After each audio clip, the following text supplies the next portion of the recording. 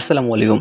চলেন আজকে আপনাদের দেখাই যে আমি গরুকে কি খাওয়াই, কি ধরনের ঘাস খাওয়াই, কি খড় কেমনে করে খাওয়াই সব আজকে ইনশাআল্লাহ A to Z আপনাদের দেখাবো। এজন্য সকালবেলা ঘুম থেকে ওঠার পরেই গরুকে পানি খাওয়ানোর পর মানে ফিড সহকারে পানি ভুসি সব খাওয়ানোর পরে চলে আসলাম ঘাসের জমিতে। ঘাসের জমিতে আসার পরে আলহামদুলিল্লাহ এখন ঘাসগুলা কাটতেছি। কাটা আলহামদুলিল্লাহ শেষ।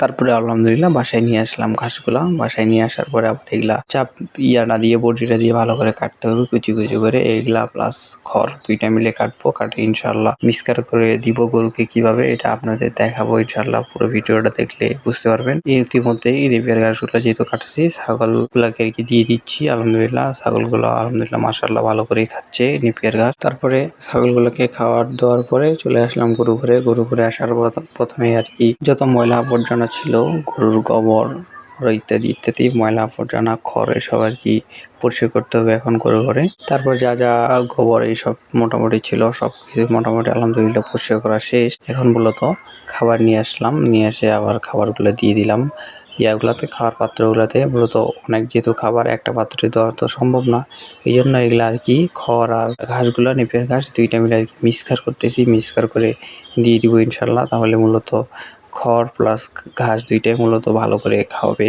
ওইদিকে আবার গরুটা ছটপটাছটপটি করতেছে প্রচুর পরিমাণে খাওয়ার জন্য। তারপরে আলহামদুলিল্লাহ দেখতে ঘাসগুলা মিক্সচার করা সেই ঘাস খড়। তারপরে দেখেন ফাইনাল লুক ঘাস আর খড়ের। তারপরে আলহামদুলিল্লাহ দিয়ে দিলাম গরুটাকেও, নে তুই খা, কতটা খাওয়ার দরকার আছে তুই খা। তারপরে এই যে ছাগলটা দেখতেছেন, এই ছোট্ট একটা ছাগলের ২টা মূলত বাচ্চা দিছে। ইনশাআল্লাহ আপনাদের কয়েকদিন পরে ইনশাআল্লাহ দেখাবো বাচ্চাটা। তো আজকের ভিডিও এই পর্যন্ত। সবাই ভালো থাকবেন, সুস্থ থাকবেন। আসসালামু আলাইকুম।